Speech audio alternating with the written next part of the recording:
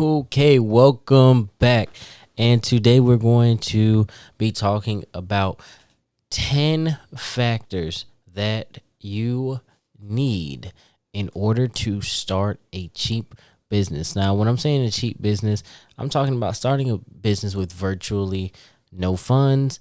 This is typically when you're starting a business with less than $1,000. Like a lot of us try to start a business with, $500, $1,000, things like that. When you're running on a skeleton budget, what are things that you need to know?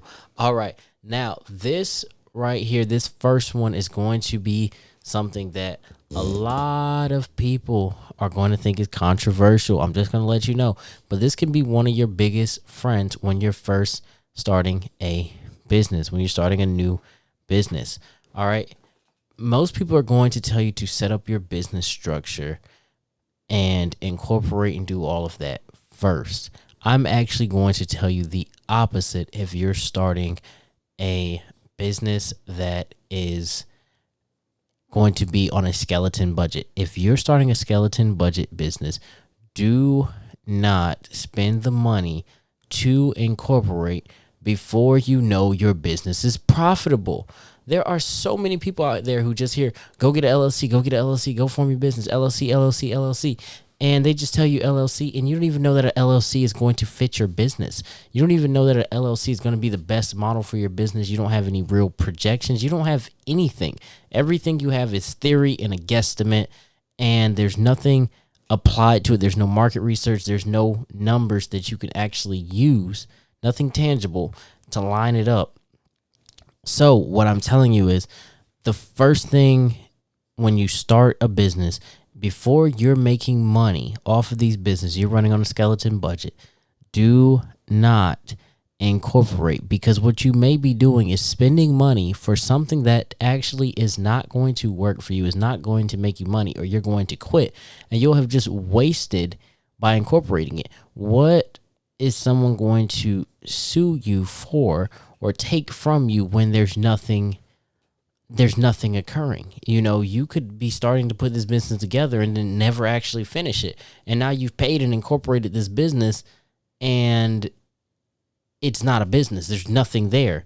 It's a shell. So do not make incorporating your first priority when you're starting a business. What do you need to do? Now, thing number 2, research this business. Make sure that it's lucrative. See that other people are winning in this business. See that there is potential for this business in your area. Now that you've done that, what do you need to do? You need to find your customers before you find your vendors. Okay? Find your customers before you find your vendors. It's better to be able to say, I have a whole bunch of people who want to buy my product than I have a whole bunch of product and not a bunch of people who want to buy it. So you want to find your customers. You want to have a waiting list. Make your business exclusive before you go and say, I'm going to buy 20 gallons of lemonade for my lemonade stand and only 5 people show up. Now I've lost all my money. Now what do I do? Have you ever noticed when you see little kids with a lemonade stand, they get this concept. They go and they buy and they set up 1 gallon of lemonade at a time. And when they sell that one out, they go and they get another one and bring that one out and sell that one out. They're making it as they go rather than making a whole bunch of it, bringing out a whole huge inventory and having no one to buy it. Now, only spend on product what you can afford to lose. So when you're negotiating with your vendors, when you're figuring out how much you're going to buy, all these things, spend what you can afford to lose. It's great if you can do a pre-sale even, so that way your items are already sold before they even get to you, so the money's already there, so you don't even have to worry about losing. Whatever you're doing, you're going to break even or profit off of. Next thing, test your market. So once you do get your products, maybe your pre-sale did well, but maybe this isn't something that's going to sustain that same volume.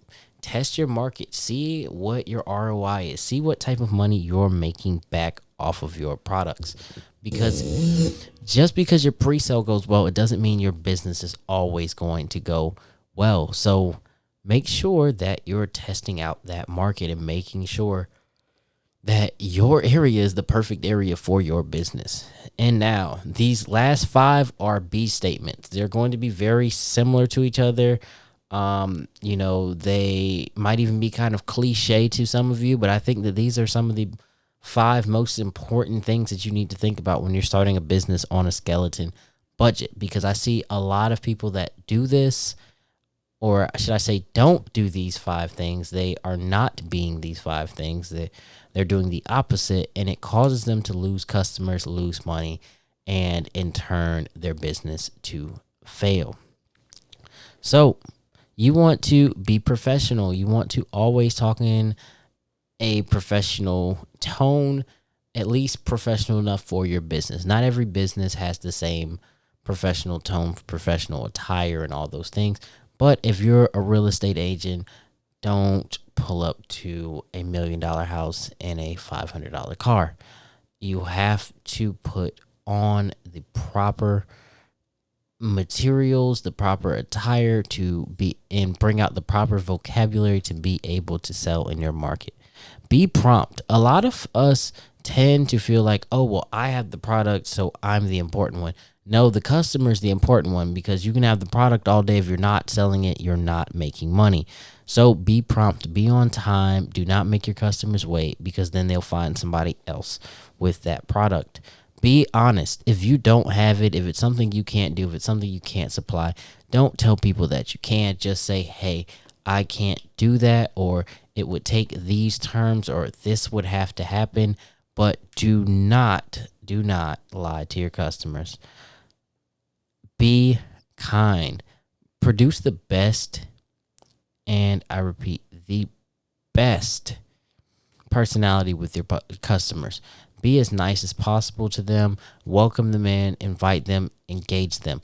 If you want to know a good example, walk into a Moe's restaurant. As soon as you walk in, welcome to Moe's. They're going to let you know that they're happy for you to come in, and they're excited for their customers.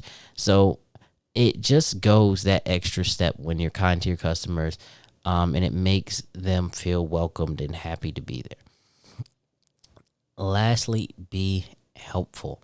If you are not helping your customers, if you're not assisting your customers, aiding your customers, whatever, you're not doing your job. You have to make sure that you're helping your customers become their best self.